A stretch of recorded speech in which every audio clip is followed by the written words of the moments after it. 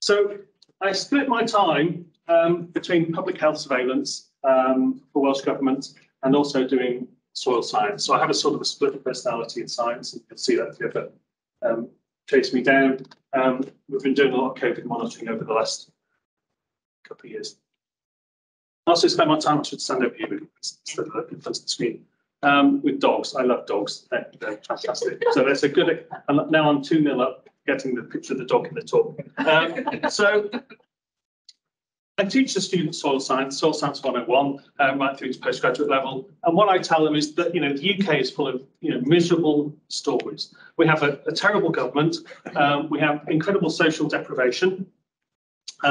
We have waste that's everywhere. I love coming to Perth because it is so beautiful and so clean. At home, it's not the same. And all the decent lands that we have in the UK, we build houses on, and we will continue to build houses on because the population is growing. And of course, all the best land is where we keep building the houses. So we have major issues, and I tell the students, oh, why is soil science so depressing as a subject area? Why can't you come up with some good news stories? Anyway, so we're trying. And soil science is becoming, the BBC have been running these things recently, telling us how degraded the world's soils are, particularly those in the UK. So we definitely need to do something about it. And there's lots of strategies out there. There's thousands of papers telling us that we have a crisis and that we need to do something. But we're not really making so much progress. And, there's some great quotes out there about, basically, if we destroy the soil, we destroy ourselves. I think we all know that. But the key question is, what can we do about that?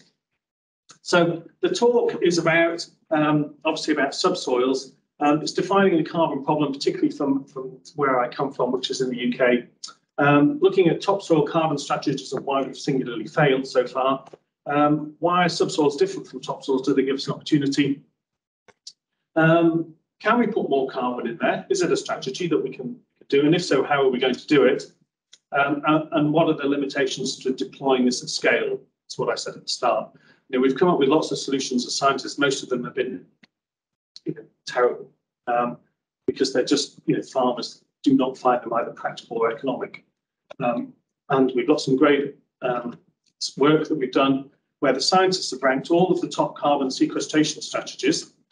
We give them all to the farmers and say, these are all the carbon sequestration strategies that you could use. Which ones would you do? And the scientists rank them 1 to 100, and the farmers rank them completely the opposite way around. So, and that just tells you that we're not, there's a complete disconnect in the system between translation of the knowledge into practice. So mostly I'll be talking about Wales because that's partly where I spent most of my time. And the key message is we should love subsoils more. You neglect them. Most of my students, they don't ever go out, some of them might be online, they go out and they're only sampling the topsoil. We're missing half the story here. And sometimes you don't need to measure the subsoil, but in many instances we should be doing this. So, we know that putting more carbon into soil brings us a huge amounts of benefits. Predominantly, the agenda is about reducing anthropogenic carbon emissions, sequestering more carbon out to the atmosphere. But if we can do that, of course, we bring together all of these other benefits, all these other ecosystem services come with it. And so, it's a win-win-win-win if we can get it to work. The key question is, how do we get it to work at scale? And I quite like this particular study. It's the Sandeman study out of Proceedings National Academy of Sciences. There's lots of estimates about how much carbon we have stored in the earth. They're all a much of a muchness. They're also in and around the sort of vague figures. It depends how deep in the soil you go, of course, to what sort of number you get. But approximately there's about 116 petagrams of soil carbon. And of those, you can see that most of them, this is the soil organic carbon gains and losses across the planet. And you can see that in almost all cases, in the sort of productive parts of the world, we're in carbon decline. Most of our soil is losing carbon at a rapid rate of knots. And, you're always drawn to the place where you come from. This is us here. You can see that the UK is red, red, red, red. There's almost nothing there. of any positivity at all. You can also see areas of WA, for example. And when you actually add up the amount of carbon that's been lost from soils, it equates to about 50 parts per million in the atmosphere. So, we could actually, that's the amount of CO2 that we put into the atmosphere, not 50 ppm, just through soil organic carbon loss. So the theory is, of course, is that we could reduce it by 50 ppm if we put back all of the carbon that we've released from the soil. This is the graph of CO2 going up over time, and we could take ourselves back to this type of level, 50 ppm reduction. Obviously, it's not going to solve the problem of climate change, but it will make a contribution, particularly to the ag sector, to become net zero, which is the objective. So there's a lot of potential there, but the key question is, how can we realise it? And this is the situation for the UK. There's this quite controversial paper that came out from Pat Bellamy from the National Soils Resource Institute from Cranfield University that showed that the amount of carbon that we're losing across England and Wales is about 0.6% per year of soil carbon. So you multiply that up, you wonder why we have any carbon left at all in our soils, which is why we're bright red on that map. So we've got this issue about losing soil carbon, certainly faster than we can store it at the moment. It was incredibly controversial, this paper, because there was another soil survey, National Soil Survey, that showed that there was no net change. And the government has lost complete faith in the soil scientist community in the UK, because there's this paper that says we're losing at a rapid rate of knots, and there's another study that shows we're not losing it at all. And the government said to us, right, who's right and who's wrong? You've both done huge national surveys, only focused on the topsoils, I should add. And they're still debating it to this day, which one is right and which one is wrong. And it's completely stifled soil science research in the UK in terms of carbon and national monitoring. So it's a bit of a disaster, PR disaster.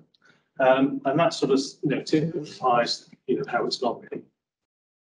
But we do know from the long-term experiments such as Rotham said Broadborg, that if you do put carbon into a system repeatedly, of course you will store it. So these are the FYM plots. You can see here's the soil carbon.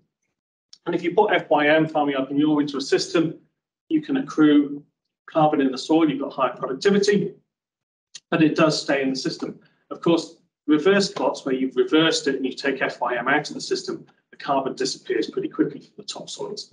So that's the issue that we have is there's so much demand now for carbon resources, for straw, for composts and things. We don't have enough to put back into the system because all these people are trying to grab it for bioprocessing and various other things, and for animal bedding and various other things that sometimes we don't have the resources to keep doing this type of system. And we have a spatial disconnect in the UK, that all of the livestock are on one side and all of the cropping is on the other side. But despite that, we have some aspirational dreams, of course, the 4 per mil initiative, designed by the French scientists. And, you can criticize this all you like. It may not be achievable, but it's aspirational. The idea is that if we increased soil carbon by 0.4% each year, we would be able to offset greenhouse gas emissions. But, there's people who are saying this is just not, it's never going to happen. In Wales, we took on the 0.4 per mil initiative and tried to implement it. And Welsh government is separate from Boris and English government. We do our own thing. We have our own language. It's all, we like to think that, hopefully there's no English people in the room. We like to think that we're better at doing soil and environmental stuff than our English counterparts. We're smaller and it's much easier to deploy at scale. And we have the Future Wellbeing and Future Generations Act, which essentially drives environmental policy. And we have all sorts of soil initiatives in Wales. And as far as I know, this is the only one which is engendered in our sort of national policy, is that soil carbon is one of the 46 national wellbeing metrics. So we have lots of metrics for sustainable development and other things, but within our constitution, essentially, Wales has one of its things as soil carbon, increasing soil carbon. So we have national targets for increasing soil carbon. no other nation in Europe has. And you can see it's number 13 down the bottom. There's 46 down the bottom here. 13 might be the unlucky number, of course. We shall see. But one of the national targets is to increase the amount of carbon and organic matter in our soils, and it maps against various things in our future well-being and Generations Act here. But you can see it goes together with people about live birth weights, levels of pollution in the atmosphere, measurements of education in young children. Never before have we had soils alongside all of these other things on the national agenda. And I think this is a really positive thing. The only downside is that we're not making much progress, but at least it's there. What's on this one? So in Wales, we have some strategies to increase soil carbon. So we have rewilding, love it or hate it, which is basically taking land out of agricultural production and putting trees on it, or putting it back to wetlands or something. We have reforestation, which is putting it onto productive agricultural land. We have recycling organic fertilizers and reducing inorganic fertilizers. So they are paying farmers now not to put fertilizer and lime on fields. Do you think they like that one? And we have changes in tillage regime, and I think there's another one in here. And we have cover cropping and rotation. So we've got all of these potential interventions here. Which one do you think that the farmers like most, and which ones do you think that the farmers like least? Well, anybody got any guesses? Which ones they don't like? Rewilding. Rewilding, I hate this, obviously, with a passion, because this is my cultural heritage, and you want to turn it into a wetland. I don't think so. Recycling. So they actually don't mind doing that one, to be fair. This is the one that they actually love the most, because they get paid not to apply fertilizer and lime. So it's a win-win. You make an economic saving because you're not putting fertilizer on, and you get paid to basically do nothing. So, and you reduce the sheep stocking density, so we're just paying farmers to basically have a lazy lifestyle. This one they quite like, which is planting trees to some extent. It's not very common. And what they do is we pay them to plant the trees, then the subsidy changes, they cut the trees down and they go back to normal. So it's completely perverse outcomes, and that's the problem with the way it's gone. So the agri-environment schemes in Wales, I did the conversion here, we spent 2 billion paying farmers to do nothing. And so consequently, you still see bare fields with no cover crops on them. Still very little afforestation in Wales, still plenty of sheep. Have more sheep than get people, and really not much organic waste going to land, partly because we have sheep, and sheep don't generate that much organic waste. So there has been an ultimate epic disaster. Apart from the farmers have been paid and they're quite happy. So they're all still in a job. They still have smallholder farming. We still have our cultural heritage. This is classed as cultural genocide by the farmers. It's the term they use. Basically, that is the worst possible thing. They hate this as well, to be fair, which is why they chop and choose down. So this is the state of play in Wales. So this is in Wales, we actually do a national carbon survey approximately every 10 to 20 years. And you can see here, this is the amount of soil carbon in unimproved grassland. So the ones where we don't apply fertiliser, mainly in the sort of upland slopes, in our grassland and arable and then woodland. And you can see that we're flatlining. £2 billion or $2 billion Australian dollars spent, flatlining, nothing, no change. If anything, we've got a bit of increase in woodland where we didn't do anything at all, partly through a little bit of reduction of acid deposition, soil pH rising a little bit before to get it better. So this is where we are. It's been an epic fail. I don't know where we should go really, but we need to do something different. This is one of the issues we have, is that all of the arable is in the east of the UK and all of the grasslands. The livestock production is in the west to west.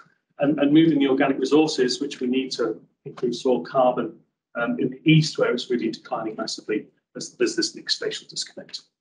And it wasn't like that. In the olden days, it was mixed farming systems. It was much more sustainable. So we've completely made a mess of it. I'll take my glasses off. So there's this spatial disconnect which we need to solve,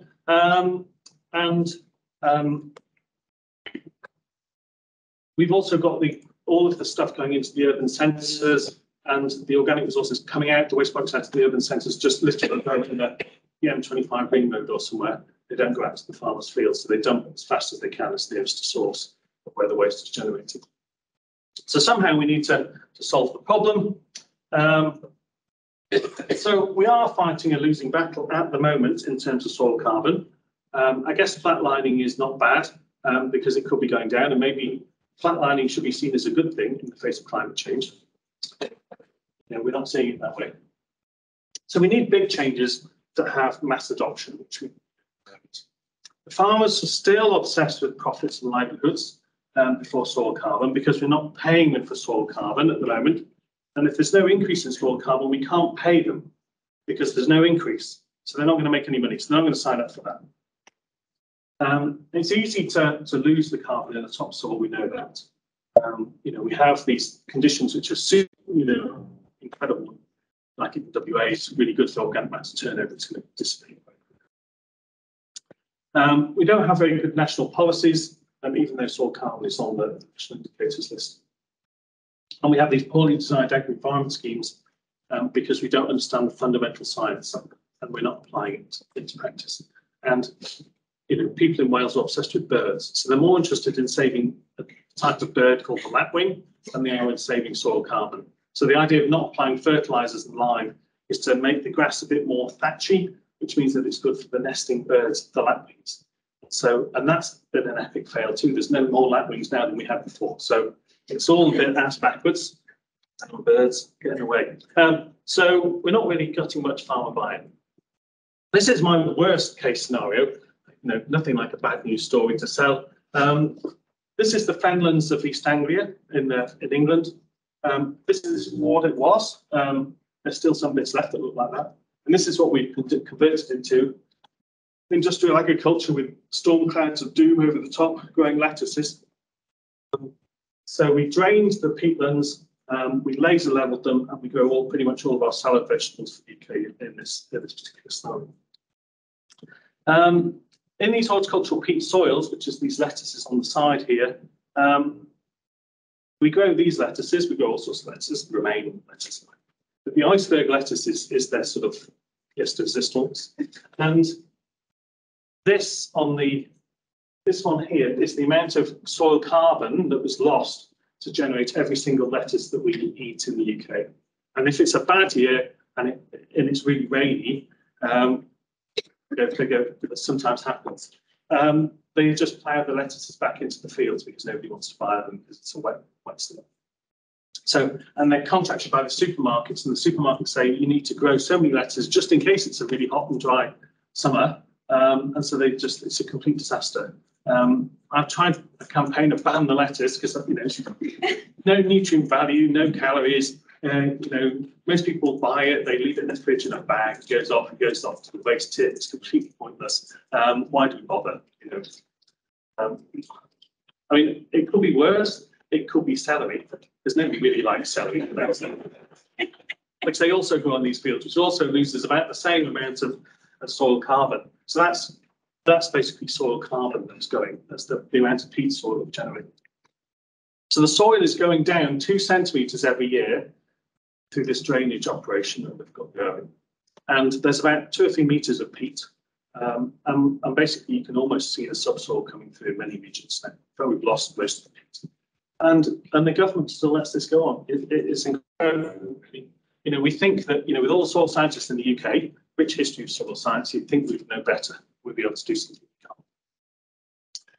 But what you can do is raise the water tables in these fields and completely, you can still grow lettuces and you can stop carbon losses. So this is water table depth versus carbon, methane and CO2 loss. And basically, if you raise the water table to this far to the surface, you can still grow lettuces and you completely cut soil carbon losses. And we published this one recently. So in theory, I won't talk too much about this, otherwise it'll be too late. what happens is that we tell the farmers this: just raise the water table level so you can completely save your soil carbon for future generations. And they go, well, yeah, but what happened is that our ancestors, we dug these drainage ditches. We like the drainage ditches. It's part of our cultural heritage. And this is the way we've always done it. And they say, but if we raise the water levels, then because we've built all of these housing estates close to the fields, they'll all flood when we have bad storms in the winter, which we have more frequently now. So we've now got this huge challenge. It's the same old story. We have a solution, but implementing it is really difficult because of the economics and the cultural and social values of these particular places. So that's all of the bad stuff, really. So we are failing, and we need a plan that works. And one of the things that we could do is have a look at subsoils more. And this is a classic sort of stratified Yttric soil that we have plenty of in the UK. All of the organic matters at the top, but you can see this bit here is grey. There's huge potential here to put carbon in there and lock it up. It's just getting the carbon there is probably the challenge. Because this is obviously where all the roots are, all the organic matter cycling in this top bit. But if we could get carbon into here, maybe it would stay. That's the premise. And if you go down to about 4 meters in this soil here, this is like the top 40 centimeters or so, and we're digging holes down to 4 meters, you can see that soil carbon reaches a sort of a steady state all the way down. This goes down to glacial till it goes down for about 6 or 7 meters. There's huge amounts of carbon locked up in this subsoil, and clearly there's no roots to 4 meters, well, not in our systems anyway, in grasslands. So the carbon's getting down there somehow, and it's being locked up, and it's thousands of years old.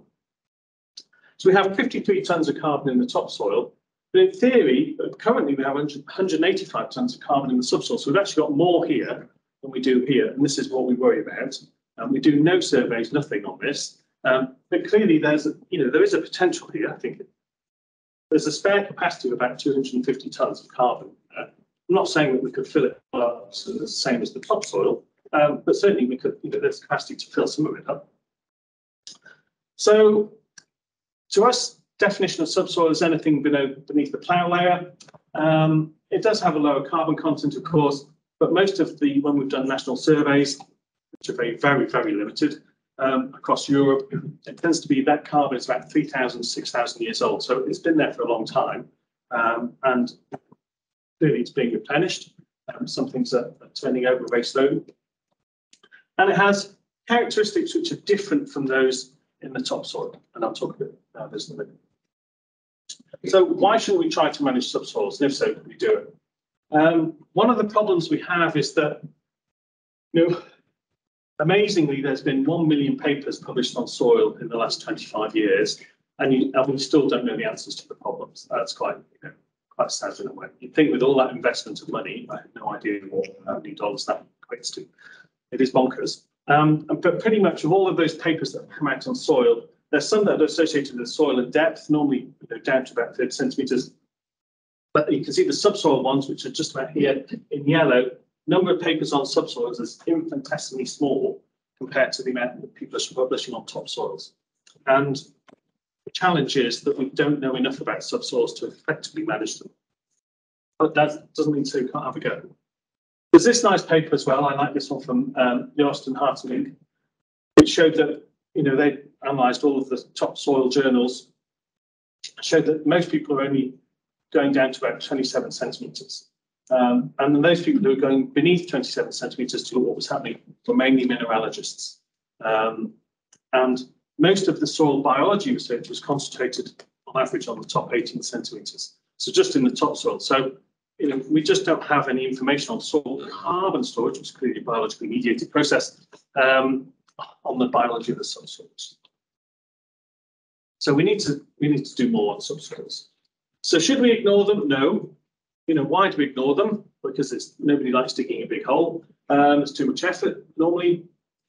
Are they different? Well, yes, they are. They're different in many ways. And what opportunities do we have to basically monitor them better? Will farmers adopt it? So Dan and I, with our PhD student here, Eric, wrote a review which just came out this year on subsoil management. if you want to pick up the more detailed nuances of the debates, it's in this. And I think it outlines the strategies for the different mechanisms that you can use for subsoil storage, and it summarises the current thinking. Just to pick up some of the key features out of Eric's paper, there are some things here which are suitable for subsoil storage. You know, classically you would say that we get more carbon storage with higher clay content with a lower pH. So unless we're thinking about root strategies, so if you want roots to go down there and put carbon down there, you might need to ameliorate the pH, for example, to encourage them to go there. But there are some features about the subsoils which make them suitable for chemically and physically protecting carbon. There's a low microbial biomass down there, so in theory, if you put carbon down there, it should stay for longer. Dwell too much on this. So topsoil versus subsoil biological activity.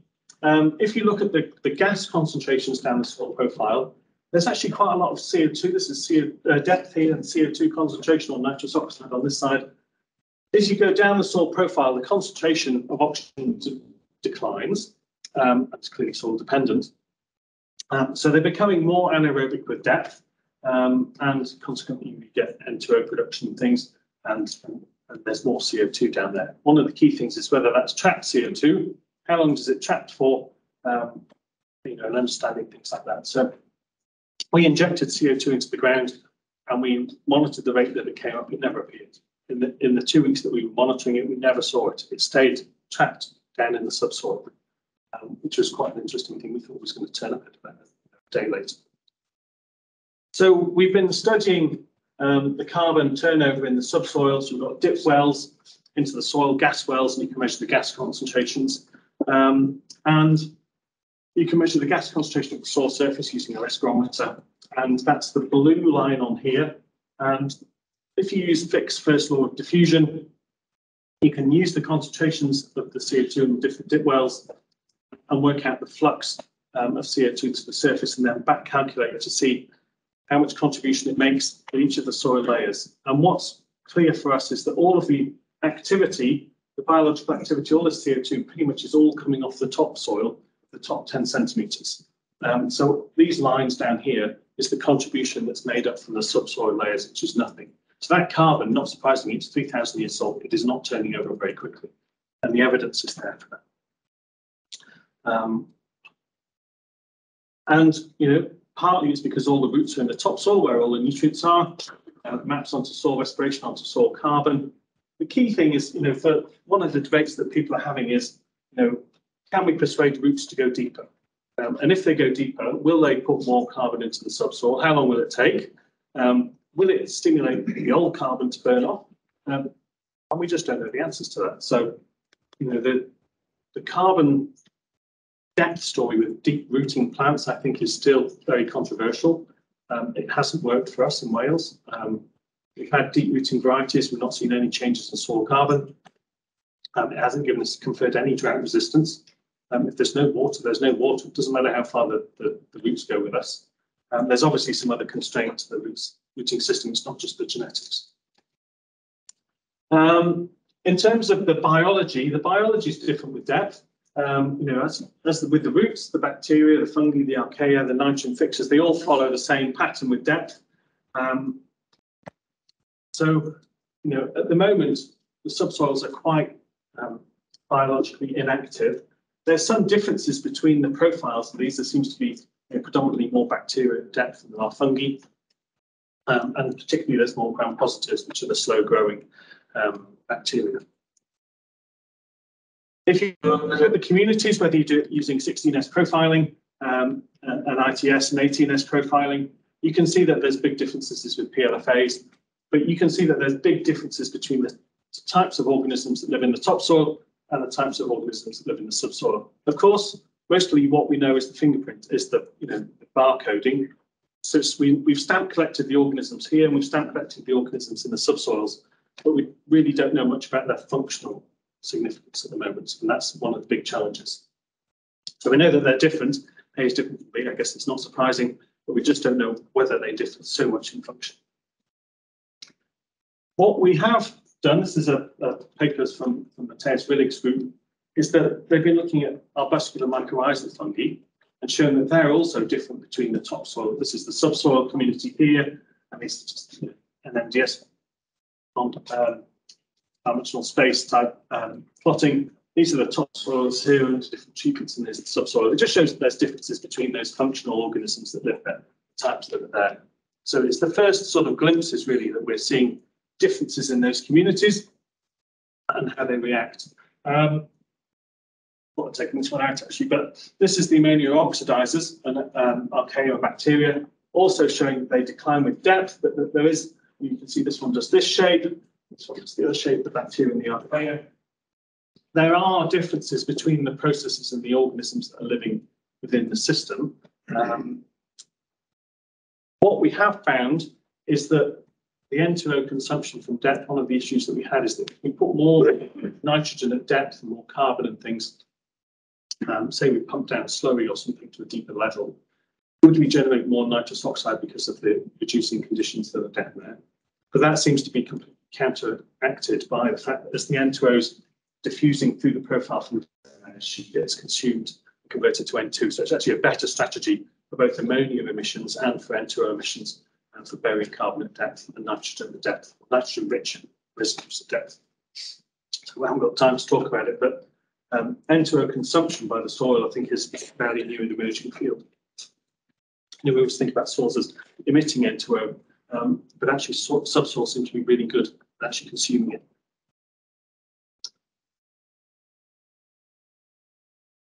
That's that one. I said that already. So the key message really is that the topsoil and subsoils are different. They're different in both the microbial and the mesofauna. And we think that all the evidence suggests that they're functionally different in the way that they behave. But can we effectively manage them? One of the things that you can do is, if you pump carbon down at depth, the bugs go crazy. If they go crazy, they're going to release all of the old carbon, and we're going to, be worse off than we were when we started. And this is a quite complicated graph. I should have redrawn it really. But this is the soil microbial biomass with depth.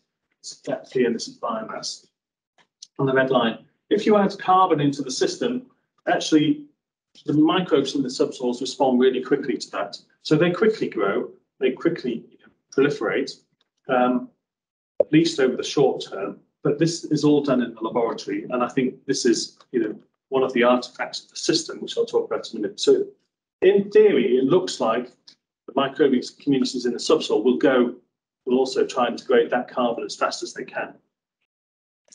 But I think we're missing a trick really here, is that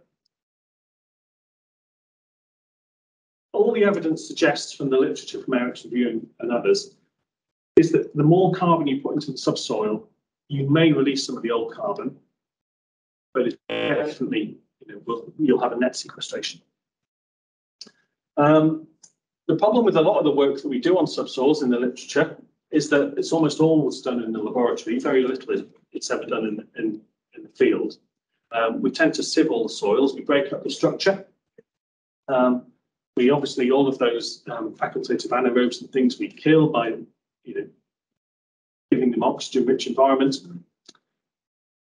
We open up new absorption surfaces, we change the microbiomes. It's a bit of a nightmare, really, the subsoil literature.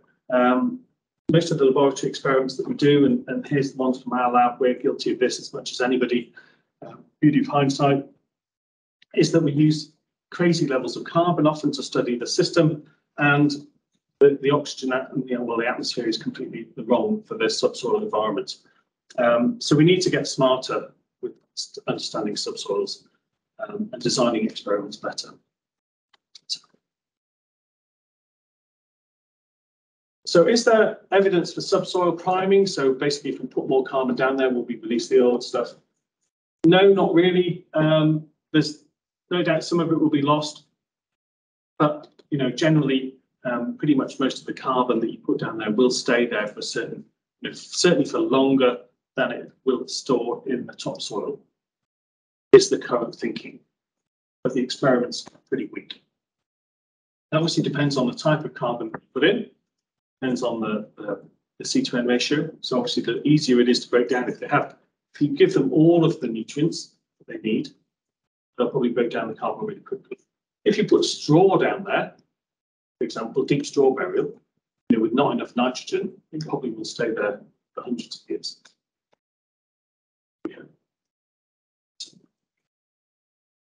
So there's still lots of things to find out. So we do need better experiments, and they need to be longer. We can deliver carbon to subsoils in different ways. So we could use roots to do that.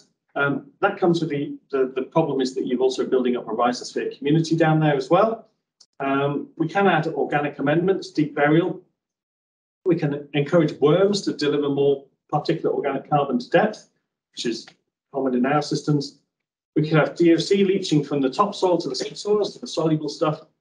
We could have volatile organic carbon being captured by the bugs in the subsoil. These are becoming more tenuous as we go down. And you can have microbial assimilation of methane and other things. So these are the primary mechanisms that people have identified. Obviously, these are probably the dominant two that farmers will adopt to any degree because they're easy to implement. Deep rooting crop doesn't really affect the way they operate, bring added benefits, or just burying carbon.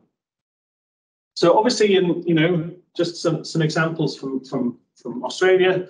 Clearly, you can do deep ripping to put more roots into the system. This is one I went out with Dan a couple of years ago. It's in the wheat belt, where deep ripping definitely encouraged roots to go deeper into the soil profile and put more carbon down there. The long-term stabilisation of that carbon, I think, is unknown. Topsoil inversion to remove hydrophobicity, etc. Also, possibly a really good strategy. I think the key thing is that we need to do much more studies on those types of systems to not just look at the hydrophobicity and other things, but also to look at the soil carbon long-term processes. We're talking long-term, 10 years or more. So we can manipulate it. We can do plant-driven changes, so deep-rooting crops and GM crops if you wanted to go down that route. Cover crops, planting trees, whatever. Farmers are sort of up for that. Microbiome-driven changes, bioinoculants, subsoil selecting muscular mycorrhizal fungi that release mysterious substances that don't exist, like glomalin. It's all becoming a bit tenuous at this point. Farmers are like, oh, I'm not really interested in that. Sounds a bit hokey. Where's your evidence? Tillage-driven changes are has more potential, and I think that's probably where most of us will place our bets. In terms of deep ploughing, subsoiling, topsoil inversion, liming at depth to encourage roots and things to match up these two strategies. And then we've got some old schoolers, really. So in the UK, people used to bury clay to try and encourage carbon storage and things. And then you've got burial of biochar and straw and slurry, which is gaining a modicum of traction in the sense that people have actually generated kit for farmers to use. As part of the work that Dan and I did, we looked at the evidence base with Eric for deep ploughing, organic matter burial, deep rooting, and clay burial, or inversion. And those are the main four strategies that people are going to use. Which ones are going to work and which ones not? And of all of those, they're all on the same scale here, but you can see that organic matter burial, this is the A horizon, the B horizon, the A plus B horizon, I should have said that really. So what we're looking for is gains in the B horizon and not much loss in the A horizon. Organic matter burial is the only one where you can actually put decent amounts of carbon into a system and retain it. So 4 tons of carbon per hectare. It's the only one that's 4 mil compliant. None of the others are going to do anything within our lifetimes, probably, to make any big difference. At least in, this is their meta-analysis of the literature. Clearly, there's differences between where people are located and the soil types they have. But generally speaking, this seems to be the evidence base at the moment. It's sort of disappointing that deep rooting doesn't seem to confer carbon storage. But I think it's because you basically generate a synthetic carbon pump.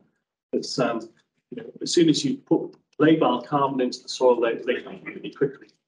So organic matter carbon burial seems to be possibly the way. Key message is that the evidence base is still weak. We definitely need longer experiments to see what the real impacts are. But if we do get more carbon into the subsoil, of course, we will have confer extra benefits too, like we would in the topsoil. We would have greater rooting with these sort of sustainable agriculture goals, and these are the climate resilience goals. We would have less pesticide leaching, have more nitrogen and phosphorus retention by, as the carbon-rich deposits that we put at depth would lock up some of those, etc. So it is a win-win-win. There's things that we need to overcome. We don't know enough about subsoils. We need to get roots to go deeper. Still, when we have deep rooting varieties in the UK, they're selected on phenotype in the phenotypic centres, but the phenotype centres don't use subsoil. They use compost or something to select for the genotypes. So when you actually roll them out into the field, they don't do what they said they were going to do. Sometimes we might have perverse outcomes because we don't understand the system enough. And we've also got some climate uncertainty. So there's also some farming factors. We need to understand what farmers will do and won't do before we start doing experiments. I think we've suffered from that, from doing crazy stuff like biochar, and then they just turn around and say, well, it's all very interesting, mate, I'm not going to do it. And you're going to make me pay for the charcoal? I don't think so. So we do definitely need to have these sort of more, I'm sure it's better here than it is in the UK, but certainly in the UK, we don't do enough of that translation. We have a challenge now that the carbon resources that we want to put at depth are becoming, more sought after as we go towards a green economy, and there will be trade-offs between, the different routes for producing chemicals and all sorts of other things. Availability of lime in some places, cost and practicality and profitability, yield, and the ultimate goal of bringing about lasting behaviour change. It is a tricky thing. And then there's some societal effects of sort of trying to bring out this sort of stuff. Is will Welsh government sign up to it? Will they do it for long enough? What we've had is they have one agri-environment scheme, and 5-6 years later they roll out another agri-environment scheme which doesn't match with the old one, so that you lose the benefits of the previous one. There's some mismatches of legislation. We had Brexit, which was a disaster in terms of continuation of agri-environment policies, etc. So, and if we are going to do it and we're going to issue carbon credits, how do we validate some carbon credits? I don't know. That's a challenge. So we are about here. We're also on a long journey. The scientific knowledge we have a decent amount of. So at this point, we need to sort of think about the practicality and economics, and then build onto these things and deployment at scale ultimately. So is it socially acceptable policies and culturally acceptable? We already know from our subsoil strategies in the peatlands of East Anglia that this was a big no-no. And all of these things need to go green for us to have success. And at the moment, we're sort of half green here. These are sort of going vaguely amber, and these are still in red in traffic light systems. So we're at the start of this journey, I think. And then we have climate change, which nobody really knows what's the impact of climate change is on subsoils. Water tables, we have greater water use efficiency, but water tables are likely to go up, and all sorts of interesting things might happen. Who knows what might happen? So in summary, I think personally, our take on all of the stuff that we've done is that subsoils show huge promise for carbon storage in comparison to topsoils, where we've completely failed with all the strategies that we've had so far to get them to work. So why not try something different? We definitely need to do better experiments. We need to understand subsoil more. And we need to test these interventions at the field scale, and preferably from an ecosystem services perspective. So not just thinking about soil carbon, but thinking about all of the other co-benefits or disbenefits that might happen at the same time. So we don't want any perverse outcomes. We need to make sure that we have those covered at the same time. So with that, I don't know how we're running for the time, Fran. But I just want to say thanks to the people who have supported this over the years, including Dan and team. So it's obviously I've done a small amount of the work, and the team have done it all. So pretty predominantly. So thanks very much.